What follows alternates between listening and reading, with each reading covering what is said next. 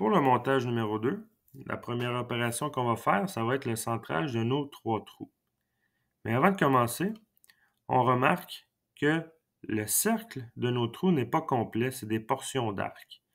Un peu comme dans notre montage numéro 1, on va supprimer les entités qui sont présentement sur nos cercles et on va les refaire. On va s'assurer de supprimer les 3 cercles et on va s'assurer aussi de tourner autour de l'arête du trou. On peut détecter des petites portions d'arc qui restent.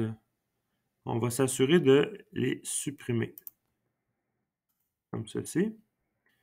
On va faire également la même chose pour nos 2 autres trous aux extrémités. Quand ça c'est fait, on va aller dans Levels et on va s'assurer que notre level numéro 2 de tout à l'heure soit activé. C'est là qu'on va y déposer nos entités de cercle. On va choisir Circle. On va dessiner nos cercles. Encore une fois, je détecte d'un côté un point. Sur la paroi, je m'en vais à l'opposé environ. Je vais détecter un deuxième point. Et le point du centre va apparaître. C'est là que je clique et que j'amène mon cercle jusqu'à la paroi. Un point à l'opposé. Un autre point, on trouve le centre, on clique et on apporte sur la paroi.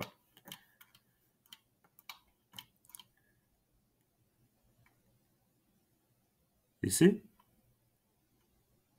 ici et au centre. On l'apporte à la paroi. Quand c'est fait, on fait le crochet.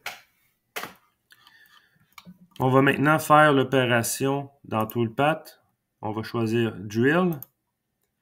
On va sélectionner le centre de nos 3 trous. On va tout simplement aller au milieu. Il détecte automatiquement le centre. Comme ceci. On s'assure qu'on est bel et bien au bon niveau, au niveau du Z. Ça, c'est correct. On fait le crochet. Pour l'outil, on va reprendre le 3/4 spot drill. Vous allez ajuster les paramètres d'usinage en conséquence. Dans Code paramètres, on va s'assurer d'être en mode Drill Counter Bar. Il va tout simplement entrer et sortir. Dans le Linking paramètre, on va s'assurer qu'on est à 2 pouces en absolu au début et à la fin de l'opération. 100 millièmes de retract, ça c'est bon. Top of stock, on est à 0 en absolu par rapport à l'origine pièce.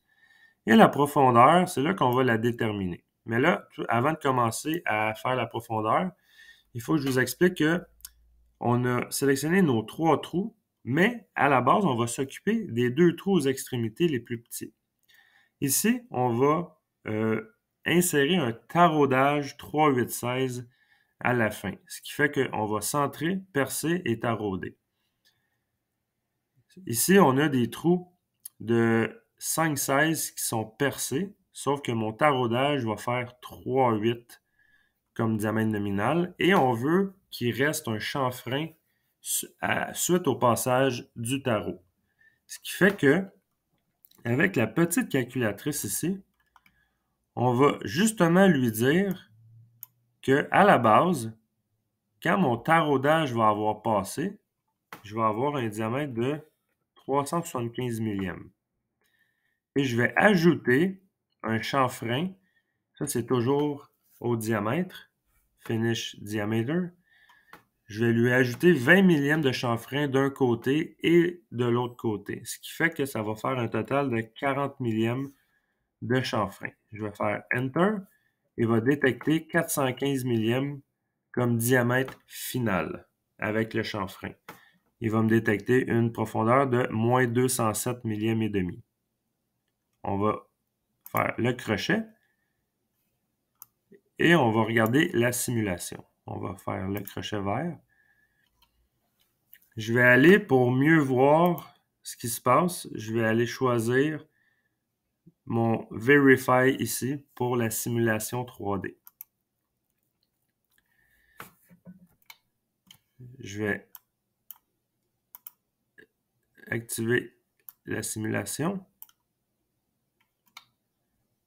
Bon, ici, on a un petit problème. Il y a peut-être une option Ah oui, désolé. Dans type compensation, on va devoir le désactiver parce qu'on l'avait activé dernièrement dans un ancien perçage. Fait qu'on va s'assurer de désactiver le type compensation. Je fais le crochet, on régénère et on va resimuler.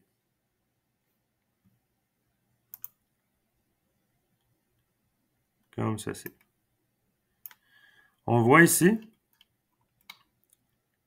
que ça ici, c'est notre diamètre de perçage.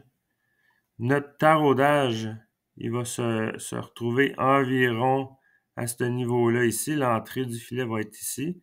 Et ça va nous laisser un léger chanfrein tout le tour. Ça va être pour nos 2 trous aux extrémités.